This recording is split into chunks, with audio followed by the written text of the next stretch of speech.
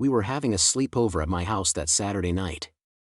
Me and my 4 best friends, Alex, Bianca, Sabrina, and Lacey. We made cookies and watched movies and did our hair and makeup. By midnight, we'd run out of planned activities. It was time to improvise. "Let's try that Bloody Mary thing," Lacey suggested. Alex, who was sitting cross-legged on her sleeping bag, said, "What's the Bloody Mary thing?" Sabrina, who was lounging on top of her own sleeping bag on the far side of the room, said, "Come on, Alex. Everyone knows the Bloody Mary thing. You stand in front of the bathroom mirror with a lighted candle and say the witch's name 3 times. Then her ghost appears, looking just the way she did when she died, all horrible and bloody with scars all over her face. She sounds gorgeous. Just why, exactly, do you think I would want to see the ghost of Bloody Mary?" Alex asked skeptically. "Why not?" I said from my place on the pull-out couch in the living room. "I've always wanted to see a ghost. It could be fun. Besides, I've heard she can tell your future if you summon her correctly. And if you don't summon her correctly, or if she's in a bad mood, the ghost of Bloody Mary will rip your eyes out and leave your face horribly scarred," Lacey said dramatically. "Or you will be found dead with claw marks all over your face and body. Or you could be trapped in the mirror with Bloody Mary for eternity," Sabrina added. Oh, that sounds like fun. Disfigurement, death or entrapment. What a fabulous way to spend eternity, Alex said sarcastically. "Where do I sign up?" "It's a load of crap," Bianca said as she tried to balance on one foot on the arm of the pull-out couch. "It's just a story told to scare little kids. Bloody Mary isn't real." "I've heard it's real," I said. "My friend Katie tried it once and saw the ghost in the mirror. Bloody Mary told Kate that when she grows up she is going to become a research doctor who cures cancer and saves lots of lives and wins a Nobel Prize." "Hogwash," said Bianca dismissively. "There's only one way to know for sure," said Sabrina. "Come on. Let's try it." I ran to the supply closet to get a candle and matches, and all of us, even Alex and the disbelieving Bianca, crowded into our large downstairs bathroom. "This is a bad idea," Alex said nervously as we lit the candle. It's not. It's the perfect thing to do at a sleepover," I said.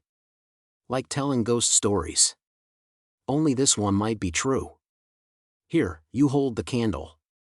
I thrust the flickering candle into Alex's hand. Once the candle was lit, Bianca turned all the bathroom lights. As we stood before the bathroom mirror, I told everyone the story of Bloody Mary. Bloody Mary was the name of an evil witch that lived back in colonial times. The witch used her black arts to make her young again by killing a bunch of young girls in her village. When the villagers discovered Bloody Mary was behind the murders, they burned her at the stake. Bloody Mary used mirrors to help her locate and enchant her victims, and she cursed all mirrors when the villagers executed her, so that anyone chanting her name 3 times would be pulled into the mirror with her to spend eternity in the flames. By the time I finished the eerie tale, all my friends were looking a little nervous. But we were excited too. Maybe we'd see a real ghost. The candle in Alex's hand flickered a moment and then steadied as the 5 of us chanted Bloody Mary's name 3 times in front of the bathroom mirror. I held my breath, not know what to expect, and wondered what Bloody Mary might say about my future. Maybe I would marry Robbie when I graduated from college. Robbie was a cute boy that I liked in my science class. The 5 of us waited tensely as we gazed without blinking at our faces reflected in the glass. The only sound was the ticking of the little wind-up clock my mom kept in the bathroom. I strained my eyes, trying to see through the mirror into some nether realm that I both dreaded and hoped might be there. Finally, Bianca said, "Nothing's happening. Let's just get out of here." She reached for the doorknob and turned it. The door wouldn't open. The door wasn't locked when we started the ritual. I knew this for a fact because I checked the door in case we needed to make a quick getaway. After all, there was the possibility, however faint, that it might not be just a scary story told to frighten little kids. I rushed to the door, pushed Bianca aside, and unlocked it. But when I tried the knob, the door wouldn't open. Something, or did I mean someone, was holding it shut. Suddenly, Alex screamed and pointed at the mirror. I whirled away from the locked door and saw a glowing white figure staring at us from the mirror. Her face was twisted with malice and flames seemed to flicker around her. In one hand she held a bloody knife. It was Bloody Mary. We all screamed and my friends backed away from the mirror, all but Alex, who stood frozen by the bathroom sink with the candle still clutched in her shaking hand. All of a sudden, Bloody Mary lunged forward, her knife hand coming straight out of the mirror and striking Alex fiercely in the face. Long scratches appeared on Alex's cheeks and she staggered backward with a gasp of pain, hands coming up to protect her face. A wave of heat and anger poured out of the mirror in a blast that blew us head over heels. My forehead struck the wall and I fell senseless to the floor. I woke in darkness a few moments later and groped desperately for the light switch. When I turned it on, I found Lacey unconscious beside me and Alex blacked out beside the bathroom sink with deep scratches all over her arms and legs and face. Sabrina was huddled sobbing behind the toilet. I pulled her out and gasped when I saw she was also covered in scratches. She'd been standing too close to the mirror and the ghost had knifed her too. I shook Lacey and Alex awake and the four of us clung together weeping and shaking with fear. "I told you this was a bad idea," Alex gasped. My eyes widened suddenly when I realized there were only four of us crouching on the bathroom floor. "Where's Bianca?" I cried in alarm. I leapt to my feet and stared at the bathroom mirror, but it only reflected the wall and my frightened face.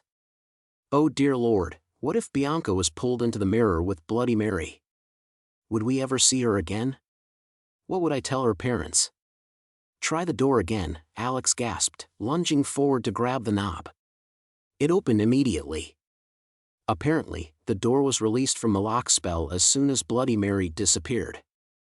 We ran to the living room, hoping to find Bianca huddled in her sleeping bag.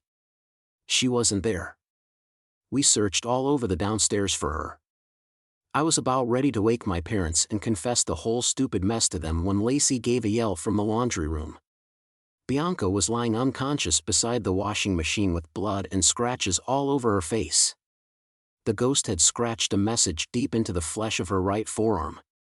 It said, "I am real." My stomach lurched and I wanted to throw up when I saw Bloody Mary's message. Instead, I knelt down and shook my friend's shoulder, trying to wake her up. After nearly a minute of calling her name, Bianca finally opened her eyes. She groaned and rolled to a sitting position. "What happened to you?" I asked, dabbing at her cuts with a hand towel from the bathroom. "After that horrible ghost knocked the four of you down, it grabbed me by the hair and pulled me through the mirror," Bianca said with a shudder. I felt something scratching my face and hands, and I tried to fight back, but I was knocked to the ground and dragged along a cold floor by my hair. The ghost tossed me into a dark room. I couldn't see anything, but I felt the ghost clutched my arm and there was this terrible pain. That's all I remember until I heard your voices and the light came on. She saw the look on our faces and glanced down at her sore arm. She went so white I thought she would faint again, so I pushed her head between her knees until the dizziness passed. We cleaned up the blood on Sabrina and Alex and Bianca, and then the five of us huddled in the living room for the rest of the night, too scared to sleep. We made up some story in the morning for my parents about bumping into the furniture while playing a game to explain the scratches on my three friends. No one showed them the message on Bianca's arms. We've had other sleepovers since that night, but my friends and I never tried the Bloody Mary ritual again.